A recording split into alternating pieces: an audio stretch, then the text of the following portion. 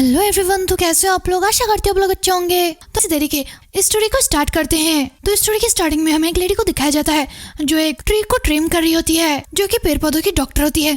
वहाँ अच्छे से पेड़ को ट्रिम करने के बाद बोलती है कि फुफ ऑल डन, आखिरकार मैंने ट्रिमिंग कंप्लीट कर ली एंड फाइनल टच के लिए न्यूट्रिशन इंजेक्शन भी लगाना हो चुका है। उसके बाद वहाँ पेड़ों से बात करने लगती है। वहाँ पेड़ से बोलती है कि तुम्हें भूख लगी होगी है ना, इसलिए इस न्यूट्रिशन को पी लो। लगता है इस पहाड़ के मालिक ने आपको इसी तरह से छोड़ दिया है, लेकिन तुम्हें इस तरह से क्यों छोड़ा है? ऐसा लगता है कि उन्हें जिंदगी का मतलब बिल्कुल भी समझ में नहीं आता। ठीक है, अब मुझे चलना चाहिए, मुझे और भी पेड़ों को देखना है और जल्दी से अपना काम भी खत्म करना है। मैं कल फिर से तुमसे मिलने आऊंगी। फिर वहाँ सोचती है कि तो यहाँ दिन में बाकी दिनों की तरह था। मैंने हॉस्पिटल में अपना वर्क कंप्लीट किया और बकाया बिल भी देखा। मैंने एक पैर की सर्जरी भी की थी, यहाँ बहुत बढ़िया था, यहाँ काफी अच्छी तरह से हुआ था। और मैंने एक ऐसे कस्टमर से बहस भी की जिसने लगभग 1 महीने से बिल नहीं चुकाया। उसने बार बार मेरा कॉल काटा और मैंने बार बार उसे कॉल किया। और जब मेरा सारा काम खत्म हो गया तो मैं पहाड़ पर गई जहाँ पे मौजूद पेड़ों को मैंने देखा। यह एक नॉर्मल सा दिन था, नॉर्मल सा। उसके बाद शिफ्ट होता है और हमें एक विक्टिम को दिखाया जाता है जो कि चिल्लाकर बोलता है कि प्लीज मुझे बचाओ, मैं तुम्हें सब कुछ बोल दूंगा, प्लीज मुझे मत मारो। फिर दूसरा आदमी बोलता है कि गलत, तुम्हें मुझसे मरने की भीख मांगनी चाहिए। शो तो अभी भी स्टार्ट हुआ है, इतनी जल्दी लास्ट डिसीजन पर मत पहुंचो। फिर वहाँ दूसरा आदमी चिल्लाकर बोलता है कि प्लीज। और यहाँ सब कुछ हमारी मेन कैरेक्टर देख रही होती है।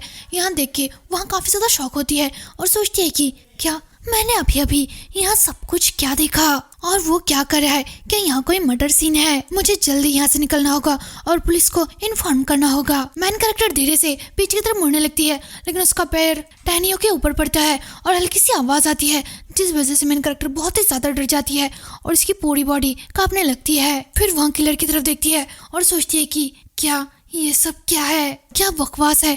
मुझे लगता है कि वहाँ प्रोफेशनल किलर है और क्या उसने अभी भी मुझे देख लिया? अब मुझे क्या करना चाहिए? क्या मुझे यहाँ से भाग जाना चाहिए या फिर छुप जाना चाहिए? अब मैं क्या करूँ? उसके बाद किलर मेन कैरेक्टर की तरफ देखता है और बोलता है कि तुम यहाँ से भागने की प्लानिंग नहीं बना रही? मेन कैरेक्टर उसे देख के और भी ज्यादा डर जाती है और जल्दी से वहाँ से भागने लगती है। उसे भागते हुए देखकर किलर काफी ज्यादा हंसने लगता है और फिर उसके पीछे भागने लगता है। मेन कैरेक्टर भागते हुए पुलिस को कॉल करती है और बोलती है कि क्या यहाँ पुलिस स्टेशन है? मैं ट्री हॉस्पिटल के पीछे जो पहाड़ है वहाँ से बात कर रही हूँ। कोई यहाँ पर किसी बॉडी को दफना रहा था, प्लीज जल्दी आइए। फिर पुलिस स्टेशन से बोलते हैं कि क्या आपको पूरा यकीन है कि किसी बॉडी को ही दफनाया जा रहा था? फिर मेन कैरेक्टर हमें जवाब देती है और बोलती है कि हाँ मुझे पूरा यकीन है और वे लोग 2 लोग हैं। फिर पुलिस स्टेशन से बोलती है कि प्लीज शांत हो जाइए, पहले आप अपना नाम बताइए। उसके बाद मेन कैरेक्टर बोलती है कि जी हाँ बिल्कुल, मेरा नाम सोयोन है, प्लीज अफसर जल्दी आइए वरना वो मुझे भी मार डालेगा।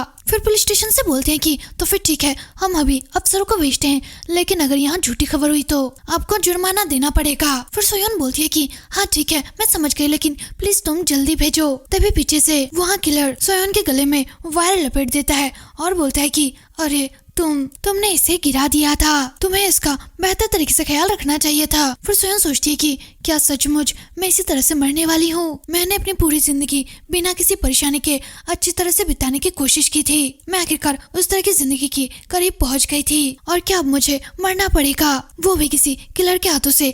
नहीं, कभी नहीं। तभी सोयोन ट्री किलर को उठाती है और फिर वहाँ किलर को मारने ही जाती है।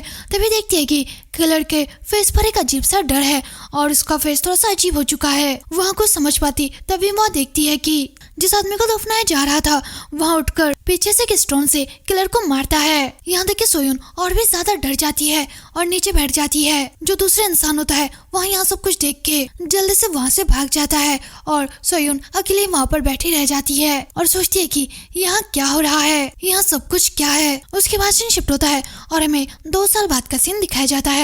सोयोन एक बूढ़े आदमी से पूछती है कि क्या यही कॉन्स्टिपेशन है? सामने वाला आदमी थोड़ा सा शॉक होता है और शॉक में बोलता है कि क्या तुम्हारा मतलब क्या है और तुमने अभी अभी क्या कहा? फिर अंशु उस आदमी को समझाते ही बोलती है कि इस पेड़ को पूप करने में प्रॉब्लम हो रही है, चाहे प्लांट हो या फिर ह्यूमंस, सब में यह चीज कॉमन है। क्या आप जानते हैं एक हेल्दी इंसान? तभी वो आदमी जो कि एक स्कूल का प्रिंसिपल होता है वहाँ चिल्लाकर बोलता है कि क्या तुम क्या कह रही हो, यहाँ सब कुछ बकवास है। वहाँ प्रिंसिपल इतने जोर से चिल्लाता है कि पास खेल रहे बच्चे वो भी उनकी बातों पर ध्यान देने लगते हैं। फिर प्रिंसिपल थोड़ा सा खांसता है और फिर बोलता है कि डॉक्टर, यहाँ पेड़ हमारे स्कूल का पेड़ है और हमारे बच्चे भी इन पेड़ों को बहुत ज्यादा पसंद करते हैं, प्लीज आपको इन पेड़ों को बचाना होगा। फिर सोयन बोलती है कि ठीक है, मुझ पर छोड़ दो, इनका इलाज करना थोड़ा सा क्रिटिकल हो सकता है। अगर मैं सीधे सीधे तौर पर तुम्हें कहूँ तो इनको कब्ज हो रखा है और यहाँ अच्छे से न्यूट्रिशन को खींच कर बाकी बची हुई चीजों को बाहर नहीं निकाल पा रहे हैं। फिर प्रिंसिपल सोचता है कि इससे देखो यहाँ कितनी बेवकूफ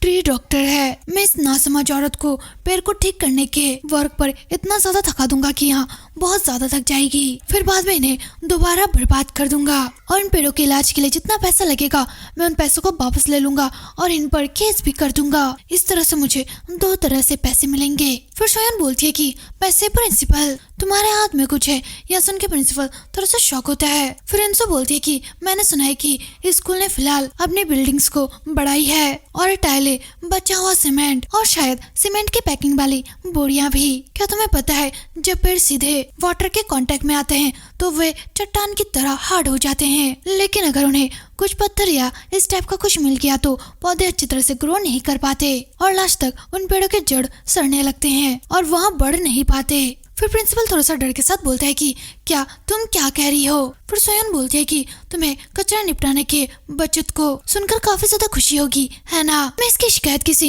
निगम में जरूर करूंगी, इसलिए इसके लिए रेडी हो जाओ। तुमने जितना बचा है उससे ज्यादा तुम्हें चुकाना पड़ेगा। जैसा कि मैंने पहले ही कहा था, यहाँ सब कुछ ट्रीज के लिए भी उतना ही ज्यादा इम्पोर्टेंट है जितना कि ह्यूमंस के लिए है। तो फिर बाय। उसके बाद प्रिंसिपल सोयन को रोकने लगता है और बोलता है कि प्लीज रुक जाओ doctor, please listen to me, I think कोई मिसअंडरस्टैंडिंग हुई है, please doctor listen to me. फिर सोयन सोचती है कि अगर मैं इसी हालत में वापस गई तो मुझे पूरा यकीन है डायरेक्टर मुझे नहीं छोड़ेगा। अब मैं क्या करूं? उसके बाद सोयन वापस उस प्रिंसिपल के पास आती है और पोलाइटली बोलती है कि मैं एक डॉक्टर हूँ जो कि पेड़ों के बॉयज बनना चाहती हूँ और मैं छोटे पौधों को बचाने में एक्सपर्ट हूँ और अगर जरूरत पड़े तो मैं उन्हें डिस्ट्रॉय भी कर सकती हूँ, लेकिन मुझे सबसे ज्यादा मजा आता है तुम जैसे घासों को उखाड़ने में। प्लीज हमारे ट्री हॉस्पिटल में आते रहिए। उसकी भाषण शिफ्ट होता है और हमें दिखाया जाता है कि सोयुन वहाँ से निकल चुकी है। वहाँ सोचती है कि सिर्फ इसलिए क्योंकि मैं एक लेडी डॉक्टर हूँ तो सब लोग सोचते हैं कि मैं एक आसान शिकार हूँ, फिर भी मुझे हमेशा लड़ाई करनी पड़ती है। खैर इस एरिया में बहुत सारे खूबसूरत बुड्ढे हैं जिनसे मैं पहले ही निपट चुकी हूँ। तभी सोयन को फोन रिंग होता है और वहाँ फोन उठाती है और वहाँ डायरेक्टर का कॉल होता है। वहाँ चिल्लाते हुए बोलती है कि अगर तुम 5 मिनट के अंदर यहाँ पर नहीं आई तो मैं तुम्हारे घर का दरवाजा तोड़ दूंगी। यहाँ सुनते सोयन पूरी तरह से हिल जाती है और कॉल पे बोलती है कि नहीं आप ऐसा नहीं कर सकती। फिर डायरेक्टर बोलती है कि मैंने फिर से सुना है कि दूसरी मंजिल पर किसी की आवाज आ रही थी।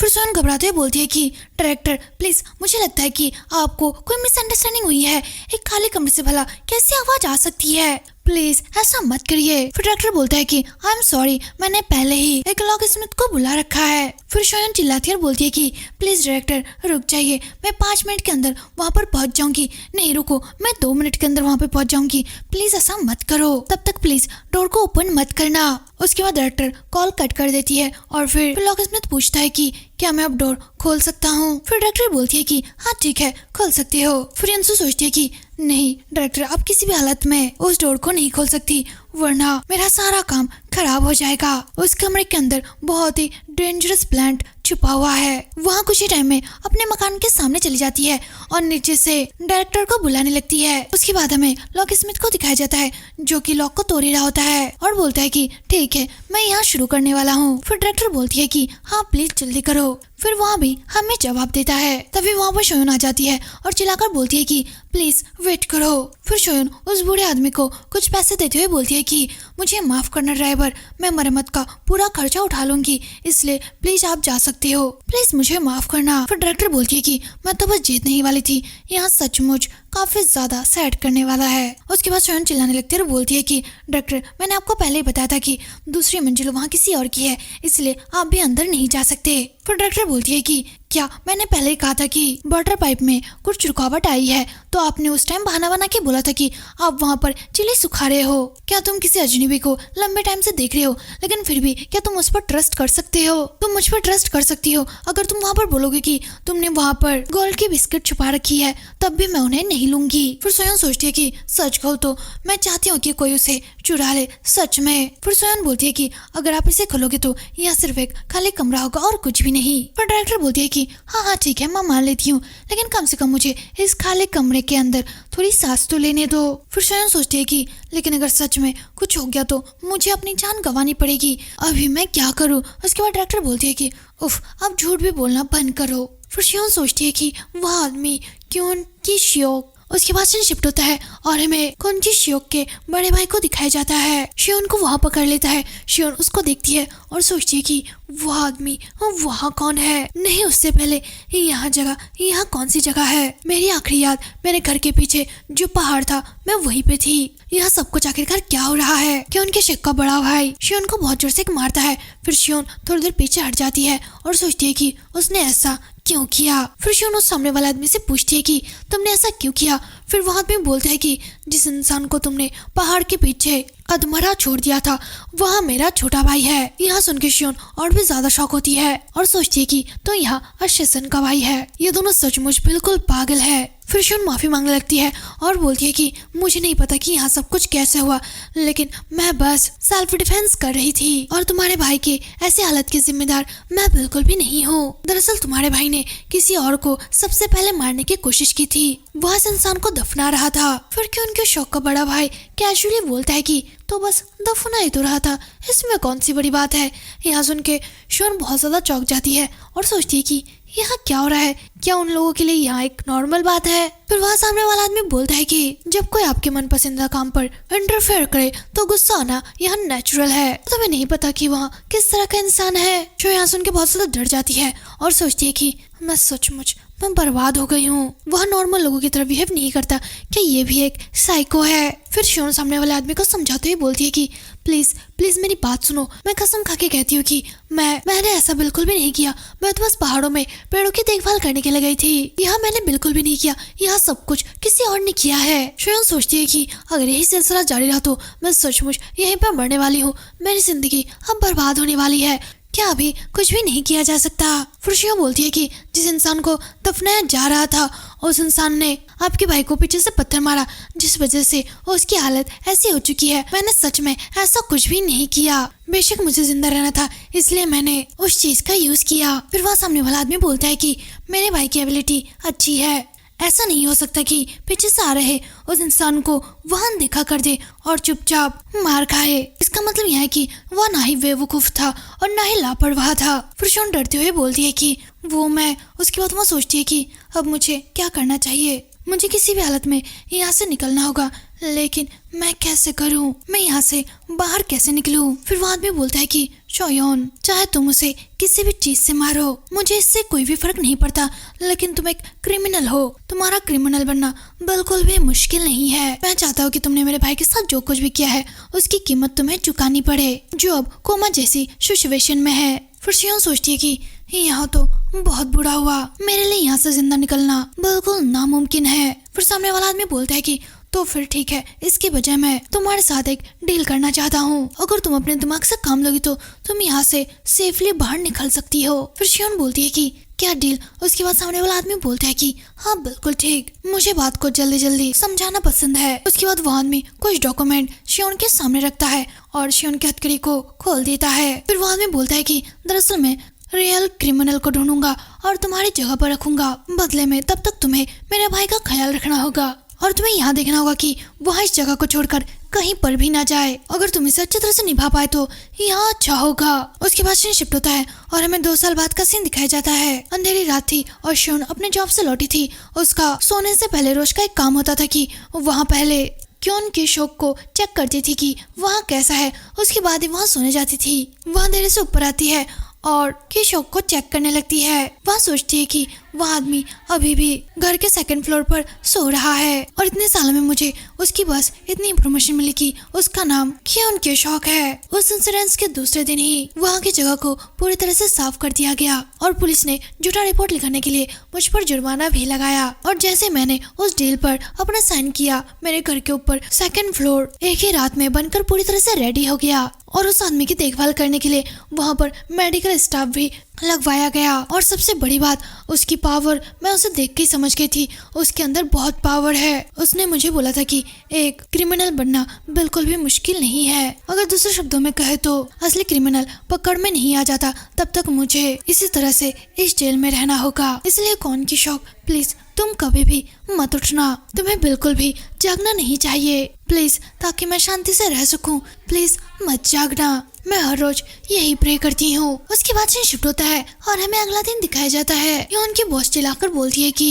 इधर देखो शियोन, यहाँ सोल लेटिस बैंक कंपनी के बेटे हैं, जरा इसे देखो, इस बारे में तुम क्या सोचती हो। शियोन अपनी थकी आंखों से उसकी फोटो देखती है और बोलती है कि डायरेक्टर, यहाँ क्या आपका लवर है? इसकी उम्र काफी ज्यादा कम लगती है, यहाँ तो लगता है कि आपकी पोती की उम्र का होगा। फिर डायरेक्टर चिल्लाती है, बोलती है कि क्या तुम्हारा क्या मतलब है?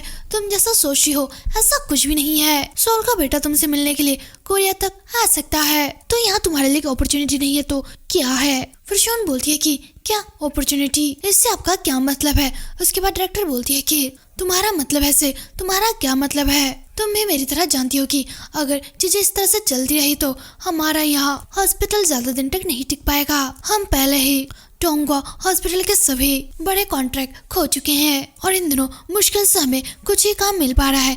गली या फिर मोहल्लों में बस फूलों के गार्डन में ही हम लोग चक्कर लगा रहे हैं। सच कहूँ तो डोंगा हॉस्पिटल सचमुच काफी ज्यादा अच्छा है, उन्हें काम के मामले में कोई पीछे नहीं छोड़ सकता। उसके बाद शियोन सोचती है कि डोंगा हॉस्पिटल में 5 मंजिलें बने हुए हैं। उन्होंने बहुत से कॉन्ट्रैक्ट को हथियाने के लिए अपने पावर का यूज किया है, किसी भी चीज से ज्यादा वहाँ हॉस्पिटल। तो अब मुझे याद आया। फिर डायरेक्टर बोलती है कि हमें उनसे वहाँ कॉन्ट्रैक्ट वापस लेना होगा जिन कॉन्ट्रैक्ट को उन्होंने हमसे चुरा लिया है। फिर शियोन सोचती है कि मुझे यहाँ बात बिल्कुल भी नहीं सोचनी चाहिए थी, फिर भी यहाँ मेरे दिमाग में आ गई। फिर शियोन पूछती है कि हम कॉन्ट्रैक्ट को वापस हासिल कैसे कर सकते हैं। फिर डायरेक्टर बोलती है कि इसीलिए तो मैंने यहाँ लड़का चुना है, मैंने पहले ही सब कुछ रेडी कर रखा है, तो आपको बस जाना है और उसके साथ बैठकर कॉफी पीनी है। अगर एक बार आपने इस लड़की को इम्प्रेस कर लिया तो कॉन्ट्रैक्ट हमारे हाथों में होगा। फिर शियोन सीधे कॉफी पे जाने के लिए मना कर देती है और वहाँ डायरेक्टर को समझाते हुए बोलती है कि क्या मैं कोई लालची औरत दिखती हूँ? यहाँ सब कुछ बहुत ही बेकार लग रहा है। डायरेक्टर उसकी बातों को सुन के काफी ज्यादा शॉक होती है और फिर चिल्लाकर बोलती है कि तुम तो पेड़ काटने जैसे आवाजें निकाल रही हो, तुम आखिरकार ऐसा क्यों कर रही हो? तुम्हें पता है ना शियोन, वैसे भी तुम्हें पैसों के पीछे भागने वाली औरत बनने की कोई भी काबिलियत नहीं है, ना ही तुम्हें ऑनर है और ना ही वहाँ पर्सनैलिटी, इसलिए इतना हंगामा मचाना बंद करो। तो जाओ, बस तुम्हें अपना इंट्रोडक्शन होने देना है और अपना फेस दिखाओ और फिर चले आना, और तुम्हें कुछ करने की जरूरत नहीं है। फिर शियोन पूछते है कि वैसे तुम्हें कैसे पता चला कि सोल का बेटा वहाँ कोरिया वापस आ रहा है और आपने टिकट कहाँ से लिया? फिर डायरेक्टर बोलती है कि गोल्डमैन सोल ने मुझे यहाँ इंफॉर्मेशन दी है। फिर शियोन बोलती है कि क्या चेयरमैन, आखिरकार वो ऐसा क्यों करेंगे? भला वो तुम्हें कब से इंफॉर्मेशन देने लगे? फिर डायरेक्टर बोलती है कि क्योंकि उस आदमी से मेरे पुराने रिलेशन थे, इसीलिए उसने मुझे सारी इंफॉर्मेशन दी है। यहाँ सुनकर शियोन काफी ज्यादा शॉक होती है और चिल्लाकर बोलती है कि क्या सचमुच यह बकवास नहीं है? फिर डायरेक्टर बोलती है कि मुझे समझ में नहीं आ रहा है तुम इतनी ज्यादा शॉक में क्यों हो? एक अच्छा लाइफ पार्टनर वहाँ बस तुम्हारे लक से नहीं मिलता, आपको अलग अलग जगह पे जाके उसे ढूंढना होता है और हर किसी को चेक करना होता है कि आप किसके साथ कंफर्टेबल हो या फिर नहीं। जिंदगी बहुत ही छोटा है, भले आपके पास सब कुछ बेहतरीन हो, लेकिन अगर तुम इसी तरह से जीते रहोगे तो लास्ट तक तुम्हारे पास एक सूखा हुआ ब्रेड बचेगा और कुछ भी नहीं। फिर शियोन वहाँ से गुस्सा होते हुए निकलती है और बोलती है कि ठीक है, मैं जा रही हूँ, मैं बगीचे के हालचाल को देख लेती हूँ। फिर डायरेक्टर चिल्लाकर बोलती है कि इस लड़की को मैं फ्री में एडवाइस दे रही हूँ, लेकिन नहीं, इसको नहीं चाहिए। लोगों को पैसों में भी इतनी अच्छी एडवाइस नहीं मिलती, पर ये लड़की तो मेरी बात सुन ही नहीं रही। तुम सचमुच बेवकूफ हो कि तुम्हें अपनी पूरी जिंदगी अकेले बिताना है। उसके बाद शियोन बाहर आती है और सोचती है कि लाइफ पार्टनर, शादी, यहाँ सब कुछ मेरे लिए बस जहर है, उसके अलावा कुछ भी नहीं। मैं बस चाहती हूँ कि मैं शांति से अपने पौधों की देखभाल कर सकूं और अकेले ही एक पीसफुल लाइफ जीऊं, एक ऐसी जिंदगी जहाँ पर कुछ भी नहीं होता। ठीक ऐसे ही दिन जैसे मैं बिता रही हूँ, तभी शियोन को याद आता है कि उसके घर में एक साइको है और फिर वह सोचती है कि क्या मैं सचमुच एक पीसफुल लाइफ जी रही हूँ, जबकि मैंने अपने घर पे एक साइको को छुपा रखा है। मुझे यहाँ सब कुछ सोचकर ही डर लगता है उन लोगों ने इतनी जल्दी सेकंड फ्लोर बना दिया, उनके बारे में सोचकर ही अजीब सा लगता है। मैं पहले लगातार डर में जीती थी। मुझे लगता था कि वह आदमी जाग ना जाए। मैं अपने ही घर में अपने आप को सेफ महसूस नहीं करती थी। एक दिन बीता, फिर दूसरा दिन बीता। ऐसे बीतते बीतते बहुत से दिन बीत गए। जैसे जैसे दिन बीतते गए, उसके बाद शियोन की नजर अचानक टाइम पर जाती है और वह सोचती है कि ओह, इतनी देर हो चुकी है, मुझे जाकर फ्रेश हो जाना चाहिए और सेकंड फ्लोर पे जाकर देखना चाहिए कि क्या हालचाल है। अब सोने से पहले सेकंड फ्लोर पर जाना यहाँ मेरा हर रोज का काम बन गया है। उसके बाद सीन शिफ्ट होता है और हमें दिखाया जाता है शियोन सेकंड फ्लोर पर जा रही है और वह सोचती है कि यहाँ देखना कि कल भी मेरा दिन बिना किसी प्रॉब्लम के बीत जाए। इसलिए मैं हर रोज ही प्रे करती हूँ कि वह आदमी कोमा में ही पड़ा रहे और कभी ना उठे। फिर शियोन जैसे ही रूम के अंदर जाती है, वहाँ सामने देखकर काफी ज्यादा शॉक होती है। बेड में से क्योन गायब था। वहाँ गायब क्योन को देख के काफी ज्यादा डर जाती है और कौन के भाई को याद करने लगती है।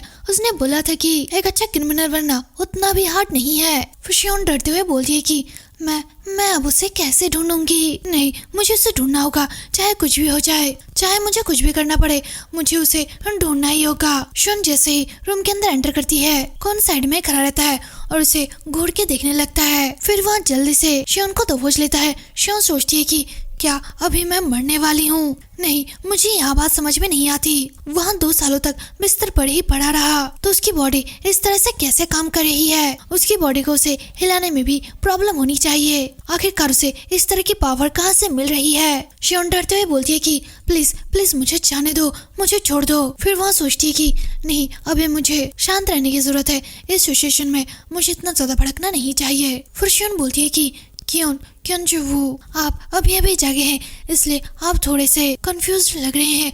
मुझे प्लीज सब कुछ एक्सप्लेन करने दीजिए। मैं स्लोली आपको सब कुछ बताऊंगी। सबसे पहले तो आपकी बॉडी अभी भी बहुत ज्यादा वीक सिचुएशन में है, इसलिए मैं सबसे पहले डॉक्टर को बुलाना चाहूंगी, तो प्लीज मुझे छोड़ दो। फिर कौन दबे हुए आवाज में बोलता है कि शोर मचाना बंद करो और पहले मेरे सवालों का जवाब दो। क्या तुमने मुझे कैद करके रखा है? फिर शियोन डरते हुए बोलती है कि नहीं, बिल्कुल भी नहीं, मैं भला आपको कैद करके क्यों रखूंगी। उसके बाद वो सोचती है कि क्यों आखिरकार तुमने अपनी लाइफ कैसे जी है। फिर शियोन बोलती है कि यह बिल्कुल खतरनाक सिचुएशन नहीं है। आप लंबे टाइम तक मरीज बने रहे और 2 साल तक कोमा में ही पड़े रहे। आप बड़ी मुश्किल से अभी होश में आई है, इसलिए प्लीज शांत हो जाइए। उसके बाद वहाँ शियोन बुक अपने सामने की तरफ लाता है और उसे गौर से देखने लगता है। फिर शियोन वो सोचती है कि उसकी आंखें बिल्कुल जंगली जानवर की तरह है, जो अंधेरे में चमकती है, इतना खाली मानो उसके अंदर कुछ भी ना हो। फिर कौन बोलता है कि कौन व्यू, शायद यही मेरा नाम है ना? तो क्या तुम मेरे लिए कोई इम्पोर्टेंट इंसान हो? फिर शियोन सोचती है कि क्या यह आदमी, नो वे। फिर क्यों पूछता है कि क्या तुम मेरे लिए कोई ऐसे इंसान हो जिसे मारने में मुझे कोई भी दिक्कत नहीं होगी? फिर शियोन सोचती है कि क्या उसे कुछ भी याद नहीं है? अगर सचमुच ऐसा है कि उसे कुछ भी याद नहीं है, तो मैं शायद अपने आप को सेफ रखने का कोई तरीका ढूंढ सकती हूँ। मुझे जल्दी सोचना होगा कि मैं क्या कर सकती हूँ। वहाँ पेड़ जो मरने के बाद भी जिंदा रहता है, हवा के झोंके से झुकने वाला वहाँ पेड़, इनका स्ट्रगल सचमुच दर्दनाक है। फाइनली मुझे समझ में आ गया, तो मैं भी। फिर शियोन बोलती है कि वो, मुझे यहाँ सुनकर बहुत ज्यादा दुख हुआ। क्या तुम्हें पता भी है मैं तुम्हें लेकर कितनी ज्यादा टेंशन में थी और तुम मेरे लिए कितने ज्यादा इम्पोर्टेंट हो। तुम मेरे लिए बहुत ही ज्यादा इम्पोर्टेंट हो और हमारा रिश्ता जितना तुम और मैं सोचते थे उससे कई ज्यादा गहरा है। हमारा रिश्ता सचमुच बहुत ज्यादा पेचीदा है। हम लोग कई उलझनों में फंस चुके थे जहाँ से निकलना नामुमकिन था और हम लोगों ने ऐसे सरवाइव किया जिससे हमें अलग करना आसान नहीं है। फिर क्यों पूछता है कि लेकिन तुम मुझे देखकर इतनी ज्यादा डरी हुई और कांप क्यों रही हो? क्या किसी ने तुम्हारी उंगली काटकर उन्हें बेच दिया है? क्या तुम इस बेवकूफ को सर्विस देने के लिए यहाँ आए हो? मुझे बस यहाँ बेकार वर्ड ही क्यों याद आ रहा है। फिर शियोन समझाती और बोलती है कि तुम ऐसा क्यों कह रहे हो? हम लोग एक दूसरे के बहुत ज्यादा करीब थे। तुम मेरे लिए बहुत ज्यादा काइंड थे। तुमने तो मुझे एक हार भी दिया था, तुम्हें याद है? फिर शियोन सोचती है कि हालांकि वह चेन तुमने मुझे मारने के लिए यूज किया था। फिर क्यों बोलता है कि तो आप कह रहे हैं कि आपने वाकई में खराब परफॉर्मेंस किया है? मैं वाकई में क्या एक कमीना इंसान रहा हूँ? जिस तरह से मैं बात कर रहा हूँ, मुझे ऐसा लगता है कि मैंने अपना दिमाग खो दिया है। फिर यौन समझाते हुए बोलती है कि नहीं, ऐसा बिल्कुल भी नहीं है। फिर वह सोचती है कि क्या उसे लगता है कि मैंने उसका ब्रेन वॉश किया है? फिर शियोन बोलती है कि नहीं, ऐसा कभी भी नहीं हुआ, तूने मेरे साथ कभी भी बुरा बिहेव नहीं किया, उन्होंने मुझ पर कभी भी कुछ भी नहीं थोपा, उन्होंने आज की तरह कभी भी मेरे खिलाफ अपने ताकत का यूज नहीं किया, उसने मुझे कभी भी धमकी नहीं दी, वह कभी भी मेरे साथ कुछ भी बुरा नहीं करता था।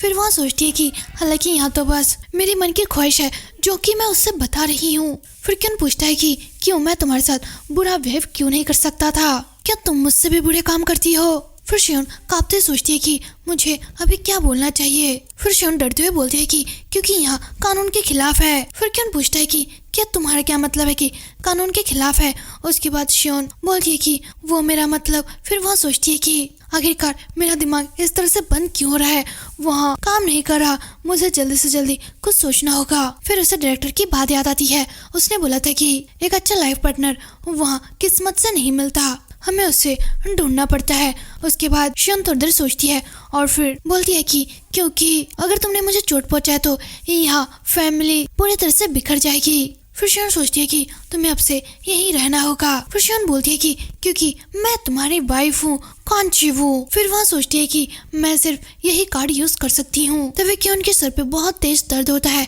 और वहाँ शियोन के ऊपर ही गिर जाता है। यहाँ देखकर शियोन बहुत ही ज्यादा डर जाती है। वहाँ सोचती है कि वहाँ उसे मारने वाला है, लेकिन बाद में वहाँ क्यों उनको बुलाती है, लेकिन वह नहीं सुनता। फिर वह सोचती है कि इस रात यहाँ सचमुच एक बीज की तरह है जो कि अभी धीरे धीरे बढ़ रहा है। उसके बाद सीन शिफ्ट होता है और हमें दूसरा दिन दिखाया जाता है। शोयन से एक लेडी बोलती है कि उसके बगीचे में बिजली गिर गई थी। वहाँ लेडी रोती है और शोयन से हेल्प मांगती है। वहाँ बोलती है कि डॉक्टर यही वहाँ पेड़ है, जब मेरे बेटे का बर्थडे था उस टाइम हम लोगों ने मिलकर इस पेड़ को लगाया था। अब मेरा बेटा आर्मी में है, क्या यहाँ कोई अपशगुन बात है कि यहाँ पेड़ धीरे धीरे मुरझा रहा है। फिर सोयन उस लेडी को समझाते हुए बोलती है कि सबसे पहले मैं पेड़ को चेक करूंगी, उसके बाद ही मैं आपको कुछ कह पाऊंगी। फिर वहाँ ट्री को देखती है और सोचती है कि हालांकि यहाँ काफी ज्यादा सीरियस है, लेकिन लकीली इसके जड़ अभी भी अच्छे हैं, इनमें कोई प्रॉब्लम नहीं आई, तो ऐसा लगता है कि इसे सुधारा जा सकता है।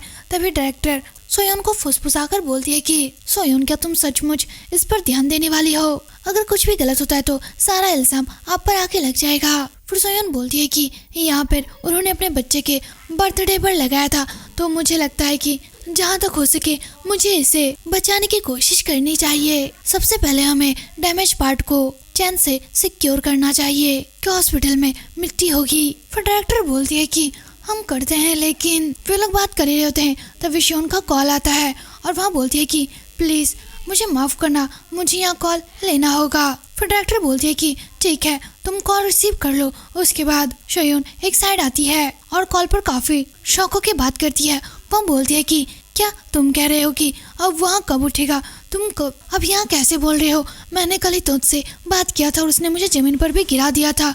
उसके बाद दूसरा डॉक्टर बोलता है कि मैं ऐसा नहीं कह रहा हूँ कि वो कभी भी नहीं जागेगा, मेरा मतलब बस यही है कि वहाँ कब जागेगा मुझे नहीं पता। 1 महीने पहले जब सोयन ने हमसे कांटेक्ट किया था तब हमारा मरीज कोमा जैसी सिचुएशन में ही था। वह मरीज लगभग 2 साल बाद कोमा से बाहर आया है और जब हम लोगों ने उसे हॉस्पिटल में एडमिट कराया तब हम लोगों ने पर्सनली इस बात को देखा। इसी हफ्ते में उनका ठीक होना यहाँ किसी मेडिकल से अलग नहीं है, लेकिन उसके बाद पेशेंट में कुछ रियल लक्षण दिखाई दे रहे हैं। इसे नॉर्मली स्लीपिंग ब्यूटी सिंड्रोम के नाम से जाना जाता है। हमने हर तरह से कोशिश करके देख लिया, लेकिन इसका कोई साफ वजह नहीं मिला। याददाश्त जाने के अलावा उसके अंदर कोई भी अबनॉर्मल चीज नहीं दिखाई दे रही। हम आगे भी उस पर इसी तरह से नजर रखेंगे और उसके लक्षण को देखते रहेंगे। एक बार जब वह सो जाता है तब वह मुश्किल से कब जागेगा यहाँ किसी को नहीं पता। इस मामले को देखते हुए पहले वह 3 दिनों तक नहीं जागा, फिर 5 दिन हो गए और फिर 12 दिन। तो इस सिचुएशन में हम आपको फिर से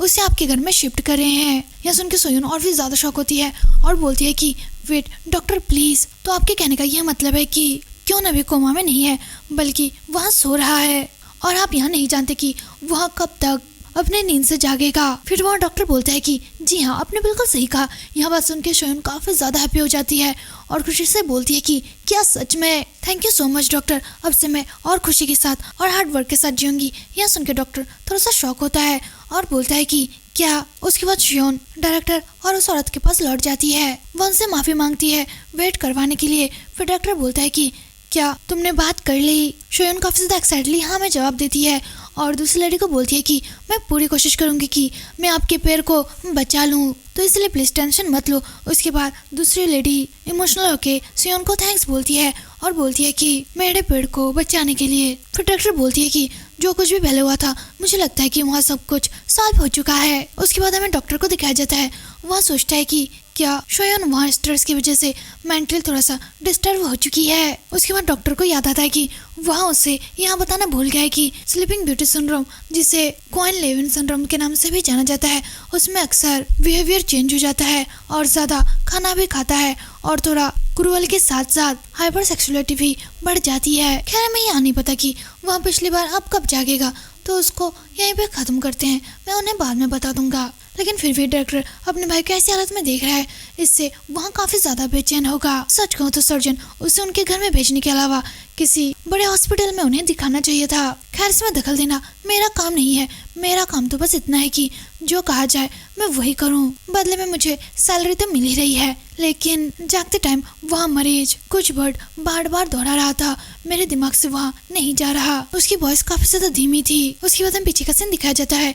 डॉक्टर क्विन से बोलता है कि क्या तुम्हें मेरी आवाज सुनाई दे रही है? अगर सुनाई दे रही है तो प्लीज कुछ बोलो, प्लीज कुछ अच्छा बोलो, प्लीज कुछ बोलो। फिर क्विन बोलता है कि प्लीज मत जागना। यह सुन के डॉक्टर काफी ज्यादा शॉक होता है। उसके बाद सीन शिफ्ट होता है और हमें दिखाया जाता है कि रात हो चुकी है। सोयोन खुशी खुशी अपने घर लौटती है और सोचती है कि उस इंसिडेंस के हुए 2 साल पूरा हो चुका है। मुझे अपने घर में ही एक असेशन की देखभाल करने का काम सौंपा गया है कि उस टाइम में कोई भी ऐसा दिन आया जब मैं एक पल के लिए आभारी महसूस कर रही थी। उतना आभारी मैं कभी भी नहीं हुई, मैं उसे वापस ला सकती हूँ। उसके बाद सोयोन को याद आता है कि उसने बोला था कि मिस्टर क्विन मैं आपकी वाइफ हूँ। फिर सोयोन सोचती है कि यहाँ सरासर झूठ था और इसके बाद ना जाने मैंने कितनी बार यहाँ महसूस किया कि मैंने उसे कितना गलत बोला था।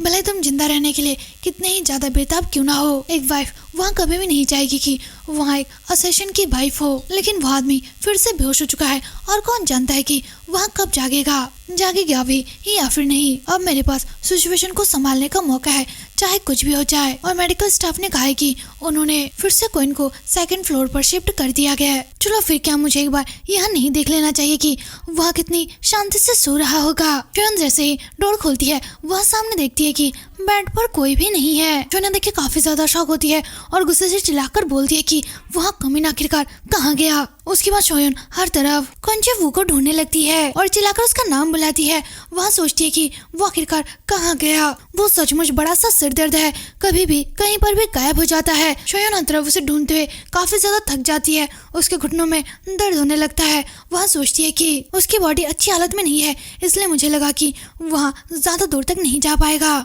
मैं उसे ढूंढते ढूंढते घर से बहुत दूर आ चुकी हूँ। इस तरह से अगर मैं उसे ढूंढती रही और अगर वहाँ मुझे नहीं मिला तो फिर क्या होगा, मेरा क्या होगा। तभी शोनवू की नजर ब्लड के कुछ बूंदों पर जाती है। उसके बाद वहाँ नजर घुमाते हुए उसका पीछा करती है। फिर वहाँ सामने देखती है कि एक मुर्गी के साथ कोइनवू खड़ा है। शोनवू उसे देख के काफी ज्यादा डर जाती है और वहीं पे जम जाती है। वहाँ सोचती है कि यहाँ बिल्कुल ठीक नहीं लग रहा। नहीं, खुद को संभालो सोयोन, तुम्हें इस आदमी को ऐसे ही घर वापस लेके जाना पड़ेगा। फिर सोयोन डरते हुए क्वीन का नाम बुलाती है और डरते हुए पूछती है कि आपके लिए तो हिलना डुलना काफी ज्यादा मुश्किल हो रहा होगा, तो आप घर से बाहर कैसे निकले। चलो अब उस चिकन को नीचे रखो और घर वापस चलते हैं, तुम्हारे लिए ज्यादा देर तक यहाँ पे रुकना यहाँ बिल्कुल भी ठीक नहीं है। कोइनवू, तभी शोनवू को और एक शॉकिंग चीज पता चलती है। उसे यहाँ पता चलता है कि क्वीन ने अपने दांतों से उस चिकन को काटा था। वह मांस का एक टुकड़ा अपने मुंह से नीचे गिराता है। शोन इसे देख के और भी ज्यादा डर जाती है और सोचती है कि क्या सच में इस आदमी ने उस चिकन के गर्दन को अपने दांतों से काटा है।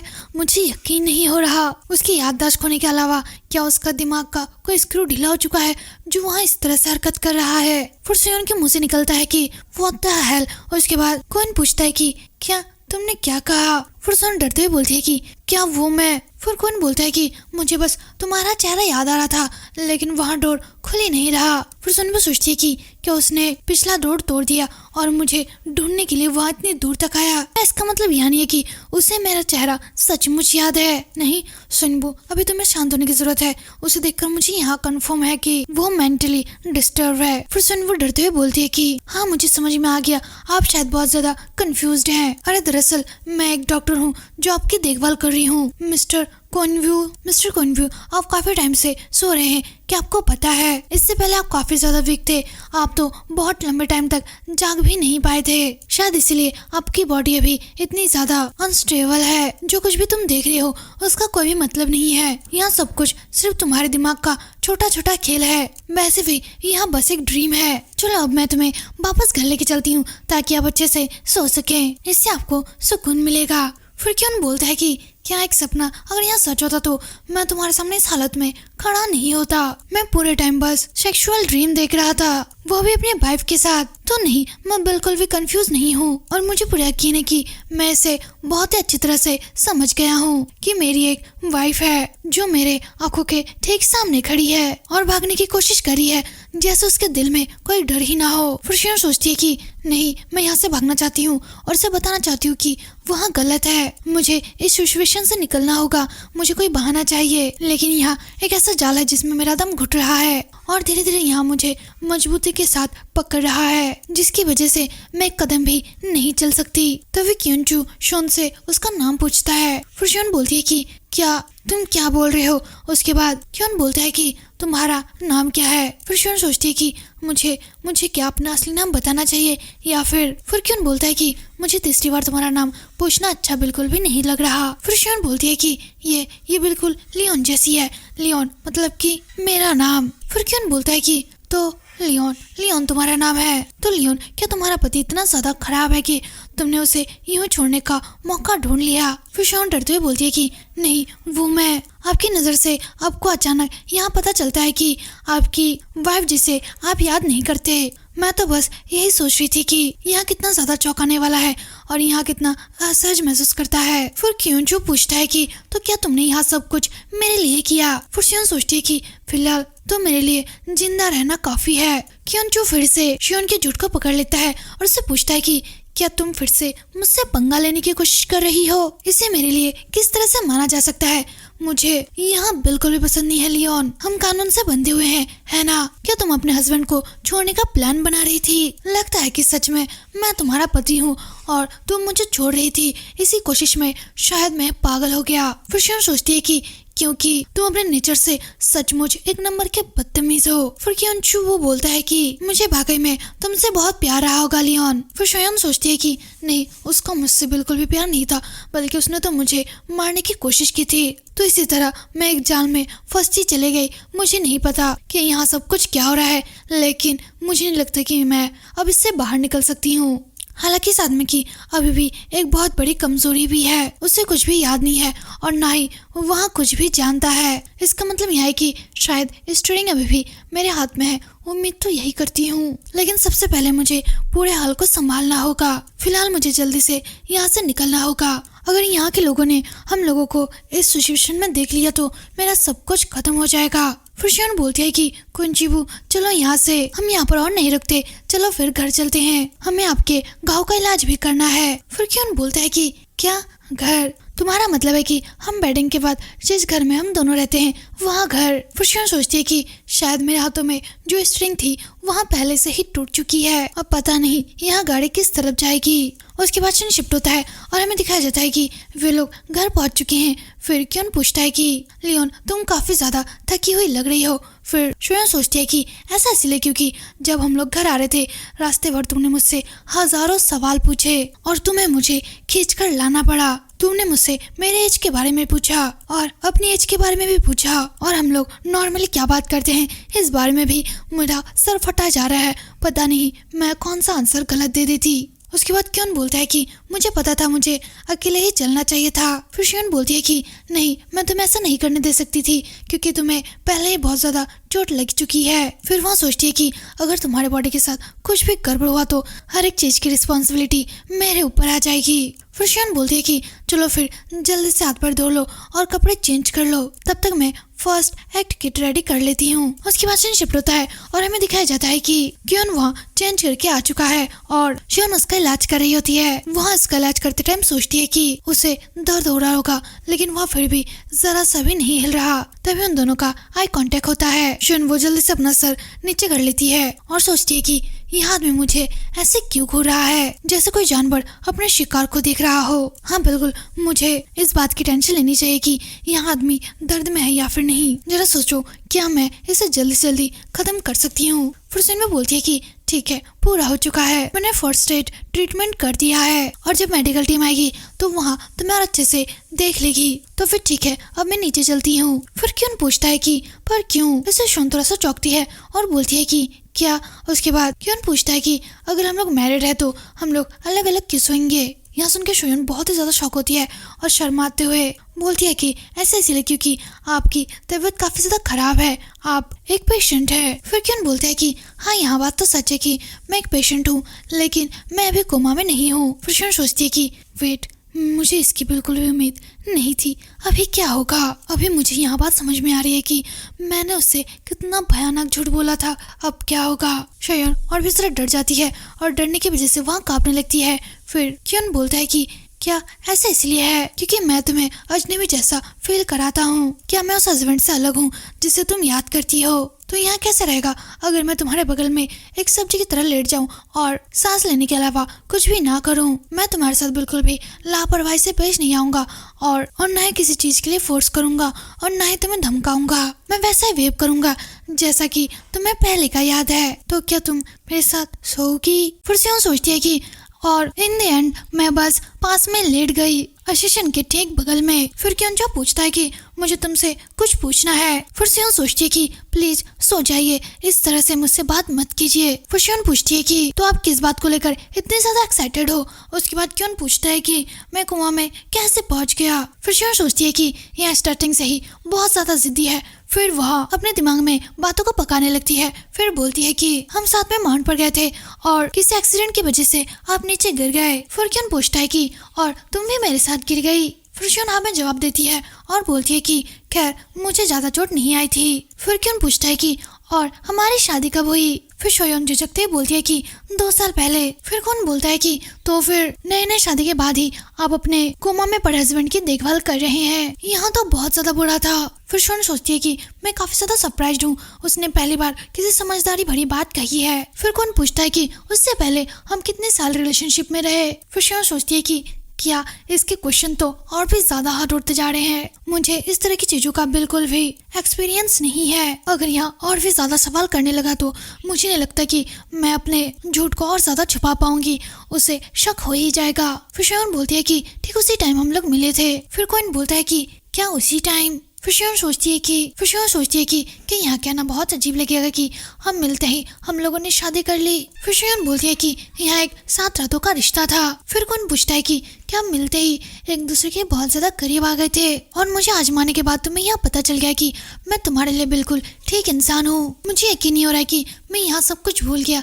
यहाँ कितनी ज्यादा शर्म की बात है। लियोन तुम तो काफी ज्यादा फास्ट थी। फिर शियोन चौंक कर बोलती है कि नहीं, ऐसी कोई बात नहीं है। फिर क्यों बोलता है कि हाँ, तो फिर मैंने ही तुम्हें बहकाया होगा। तो फिर क्या मैंने तुम्हें मीठी मीठी बात कहकर बिस्तर पर लाने के लिए राजी किया था लियोन। ये यहाँ बात सही है, मुझे बोलो ना, मैं सच में सेमलेस इंसान हूँ, है ना। फिर शियोन सोचती है कि वेट, बातचीत हमेशा उसी डायरेक्शन में क्यों जा रही है। यहाँ कैसा माहौल है, यहाँ काफी ज्यादा अजीब है। हाँ, हम लोग हस्बैंड और वाइफ है और हम लोगों ने एक ब्लैंकेट ओढ़ रखा है, तो अगली बात नहीं, ऐसा नहीं होना चाहिए। मुझे इसे रोकना होगा, चाहे कुछ भी हो जाए। उसके बाद शियोन फिर से अपने दिमाग में कुछ खिचड़ी पकाती है और फिर बोलती है कि दरअसल ऐसा जरूरी नहीं है, हमारे बीच सचमुच उतनी अच्छी सेक्सुअल कैपेबिलिटी नहीं है। मेरा मतलब यह है कि हम दोनों ही बेडरूम में उतने अच्छे नहीं है। कियोन फिर से क्वेश्चन पूछता है कि हम दोनों में से कौन बेडरूम में ज्यादा अच्छा नहीं है, मैं कि तुम। फिर शियोन बोलती है कि ओ अच्छा, मुझे लगता है कि हम दोनों ही थोड़े अजीब, थोड़े अनाड़ी हैं। यह सुन के कोइन को काफी बड़ा झटका लगता है और वहाँ बोलता है कि यहाँ तो मेरी याददाश्त खोने से भी ज्यादा चौंकाने वाला है। मुझे बिलीव नहीं हो रहा है कि मैं सचमुच ऐसा हूँ। मुझे ठीक से सब कुछ बताओ, क्या हुआ था और कैसे हुआ था? मैंने आखिरकार गलती कैसे की? यह सुन के शोयन काफी ज्यादा शॉक हो जाती है और शर्म से पानी पानी हो जाती है और शर्माते बोलती है कि खैर वहाँ सबसे पहले। उसके बाद वहाँ सोचने लगती है कि आखिरकार वहाँ क्यों उनको क्या बताए जिससे वहाँ शांत हो सके। वहाँ अपनी पूरी जिंदगी में इकट्ठा की गई नॉलेज को देखने लगती है और सोचती है कि मैं आखिरकार क्या बोलूँ। फिर उसे समझ आता है कि उसे क्या बोलना है। फिर वहाँ बोलती है कि जहाँ तक मुझे लगता है कि हम लोग एक दूसरे के सही लंबाई के नहीं है। जब हमने ऐसा किया था तब मुझे कुछ फील ही नहीं हुआ और मुझे अभी भी नहीं पता कि वहाँ कैसा फील करता है। और आपने मुझे यहाँ भी कहा था कि आपको यहाँ उतना ज्यादा पसंद नहीं है और लकीली मुझे तुम्हारी यही बात अच्छी लगी थी और तुम्हारी मॉन्ग जैसी बातें सुन के मैं तुमसे काफी ज्यादा इम्प्रेस हुई और मैंने सोच लिया कि अब तुम्हें मेरे लाइफ पार्टनर बनोगे। यहाँ सुन के कोइन को काफी बड़ा झटका लगता है और वहाँ सोचता है कि आखिरकार मैं ऐसे कैसे हो सकता हूँ और मॉन्ग और मैं, नो वे। इसलिए हमने हमारे बीच में सब कुछ बहुत प्रोटोलिक था। फिर कोइन पूछता है कि क्या सचमुच तुमने किसी ऐसे इंसान के देखभाल में 2 साल बिता दिए जिससे तुम्हें कुछ भी नहीं मिल पा रहा था? सच में लेयोन, तुम मुझसे कितना ज्यादा प्यार करती हो। फिर शोन सोचती है कि यहाँ गलतफहमी हर मिनट बढ़ती ही जा रही है, लेकिन किसी तरह से यहाँ थोड़ा सा बेहतर है। फिर शोन बोलती है कि आप बहुत ज्यादा थक चुके होंगे तो प्लीज अभी आप सो जाइए। फिर क्योन शोयन की बात मान जाता है और बोलता है कि गुड नाइट। फिर शोयन सोचती है कि इस आदमी को काबू में रखने के लिए मुझे और भी ज्यादा गलतफहमी पैदा करनी होगी। वहाँ भी शायद सो गया है। उसके बाद शोयन अपने मन में ट्री गॉड से प्रे करती है कि प्लीज गॉड उस इंसान को गहरी नींद में सुला दो, कम से कम उसे 1 हफ्ते तक तो सोने दो। तभी क्यों बोलता है कि लेकिन अनाड़ीपन से तुम्हारा क्या मतलब था? क्या मेरा मन बिल्कुल भी नहीं करता था और मैं बिस्तर पर काफी ज्यादा बोरिंग था? मुझे यह मत बताना कि मैं वर्जिन था। फिर शोयन बोलती है कि मुझे पक्का नहीं पता, लेकिन यह अब नॉर्मल रूप से काफी जल्दी खत्म हो जाता था। यह सुन के कोइन को और भी ज्यादा झटका लगता है कि वह इतना नाड़ी आखिरकार कैसे हो सकता है। फिर सोयन सोचती है कि गॉड आपने वहाँ सब कुछ देखा है ना? उसका गुस्सा। तो प्लीज प्लीज इस आदमी को 1 हफ्ते तक सुला दीजिए प्लीज। नहीं, इस आदमी को जितना हो सके उतना ज्यादा नींद दे दीजिए और जितने दिन हो सके वो उतने दिन तक सोया रहे। यहाँ सब कुछ ठीक होना सचमुच इम्पॉसिबल है ना? तो प्लीज। उसके बाद सीन शिफ्ट होता है और हमें दिखाया जाता है कि सुबह हो चुकी है। खिड़की से हल्की हल्की धूप कमरे तक आ रही होती है और शोयन धीरे से अपनी आंखें खोलती है। वहाँ जैसे आंखें खोलती है सामने क्योन को देखती है। क्योन उसे देख के स्माइल कर रहा होता है और बोलता है कि गुड मॉर्निंग, क्या तुम्हें अच्छी नींद आई लियोन? शोयन जैसे ही सबको समझ गई वहाँ जल्दी से बेड से उछल के बैठ जाती है और सोचती है कि क्यों चाइबू वहाँ अभी तक जाग क्यों रहा है? उसे तो बहुत ज्यादा नींद आती थी, उसे वही प्रॉब्लम थी। और उस डॉक्टर ने जो कहा था स्लीपिंग ब्यूटी जैसी, क्या यहाँ कोई कहानी थी? क्या वहाँ मुझे झूठ बोल रहा था? यहाँ सब कुछ आखिरकार क्या हो रहा है? मुझे कुछ भी समझ में नहीं आ रहा। आखिर क्यों? उसके बाद सीन शिफ्ट होता है और हमें थोड़ी देर बाद का सीन दिखाया जाता है। शोयन डॉक्टर को बुलाती है। डॉक्टर क्यों को चेक करता है और बोलता है कि अभी कंक्लूजन पर पहुंचना यहाँ काफी ज्यादा जल्दीबाजी होगी। पेशेंट इस सिचुएशन में कभी भी लंबी नींद में सो सकता है। हमें पेशेंट से रिलेटिव हर एक इंफॉर्मेशन का डेटा इकट्ठा करना होगा। शोयन यहाँ सबको सुन के सोचती है कि तो यहाँ हो सकता है कि वहाँ आज रात भी कल की तरह जागे। फिर डॉक्टर बोलता है कि घर और हॉस्पिटल का एनवायरनमेंट दोनों अलग अलग होता है, तो इसलिए मुझे लगता है कि घर में किसी चीज ने ट्रिगर किया होगा। क्या आपको अंदाजा है कि क्या हुआ होगा? फुरकियन बोलता है कि अगर ऐसा है तो मैं कल रात अपनी बीवी के साथ सोया। फिर डॉक्टर बोलता है कि क्या तुम अपनी वाइफ की बात कह रहे हो? डॉक्टर थोड़ा सा कंफ्यूज होता है और जागकर शियोन की तरफ देखता है और हिचकिचाते हुए बोलता है कि क्या तुम कह रहे हो कि आपने कल किसी के साथ रिलेशनशिप बनाया था? फिर शियोन डॉक्टर की तरफ देखती है और नो बोल के इशारा करती है। यह बात सुनकर डॉक्टर थोड़ा सा कंफ्यूज होता है। फिर वहाँ बोलता है कि तो फिर चलिए कुछ अलग सी चीजों का यूज करते हैं। फिर वहाँ सोचता है कि खैर यहाँ सोचना मेरा काम नहीं है, उन दोनों के बीच जो भी हो मुझे इसमें ज्यादा पढ़ना नहीं चाहिए। फिर डॉक्टर बोलता है कि फिलहाल आप दोनों को एक साथ सुनना चाहिए और सिचुएशन को देखना चाहिए कि आगे क्या होता है, यहाँ अच्छा होगा। यहाँ सुन के शियोन के होश उड़ जाते हैं और ऐसा लगता है कि उसे किसी ने गड्ढे में गिरा दिया हो और वहाँ उस गड्ढे में गिरती ही जा रही है। वहाँ जितनी भी प्लानिंग कर ले लेकिन वहाँ अपने प्लान में फंसती जा रही है। उसके बाद सीन शिफ्ट होता है और हमें थोड़ी देर बाद का सीन दिखाया जाता है। शियोन काफी ज्यादा टेंशन में होती है और बैठकर सोचती है कि हाल ही में बॉस फिंगशिंग वहाँ बहुत ज्यादा गुस्से वाली हो गई है। वो पहले से ही विक्टिम की पर्सनल इंफॉर्मेशन इकट्ठा कर लेते हैं। अब मैं क्या करूँ? अब मुझे कुन चाइवू के साथ एक ही ब्लैंकेट शेयर करना होगा। मैं तो बस एक रात में ही मेंटली पूरी तरह से थक चुकी हूँ और कोई वहाँ फर्स्ट फ्लोर या फिर इधर उधर घूमने लगे तो मुझे क्या करना चाहिए? फिर चुयन फिर से अपने दिमाग में प्लान बनाने लगती है। वहाँ सोचती है कि मिसेस चुजा हमने आज सेकंड फ्लोर के मंजिल के लिए एक किराएदार रखा है। फिर वहाँ दूसरा प्लान सोचती है मिसेस चुजा हमें इन्हें छुपाना होगा, यहाँ एक सीक्रेट एजेंट है। फिर वहाँ और एक प्लान सोचती है। वहाँ बोलती है कि मिसेस चुजा यहाँ एक ट्री है जिसकी मैं देखभाल कर रही थी, वह अचानक इंसान में बदल गया। फिर वहाँ सोचती है कि नहीं, यहाँ वही व्यक्ति है जिसे मैंने कल रात उठाया था। यहाँ सब कुछ सोच सोच के शियोन का दिमाग खराब हो रहा होता है। वहाँ चिल्लाकर बोलती है कि क्या तुम्हें क्या लगता है यहाँ वर्क करेगा? बिल्कुल नहीं। मिसेस चूजा ने इन रिलेशनशिप्स के बारे में PhD कर रखी है। मुझे नहीं लगता कि मैं किसी तरह से उन्हें बहका सकती हूँ। मैंने तो अपनी स्टडी भी कंप्लीट नहीं की। अब मैं उन्हें कैसे समझाऊं कि मैं किस मुसीबत में फंस चुकी हूँ? किसी भी चीज से ज्यादा अब मैं उन्हें अकेले ढूंढते ढूंढते थक चुकी हूँ। लेकिन उसके बाद शियोन क्योन के भाई की बात को याद करता है। उसने बोला था कि यह कॉन्ट्रैक्ट किसी भी तरह से लीक नहीं होना चाहिए। फिर शियोन सोचती है कि तो मैं मिस चूजा को इस बारे में बिल्कुल भी नहीं बता सकती। इस कॉन्ट्रैक्ट का मतलब उसके आसपास के लोग भी उससे हेल्प नहीं कर सकते। उसके बाद सीन शिफ्ट होता है और हमें डायरेक्टर को दिखाया जाता है जो काफी ज्यादा शॉक होकर बोलती है कि क्या तो 2 साल पहले तुमने एक जिंदा आदमी को दफनाते हुए देखा और उसका पीछे करने वाला सेशन एक बेजान बॉडी में बदल गया और तुमने यहाँ सब कुछ अपने अंदर दबा कर रखा था और अब वह आदमी होश में आ गया है और तुमने उसे बोला था कि तुम उसकी वाइफ हो। फिर शियोन इमोशनल होके हमें जवाब देती है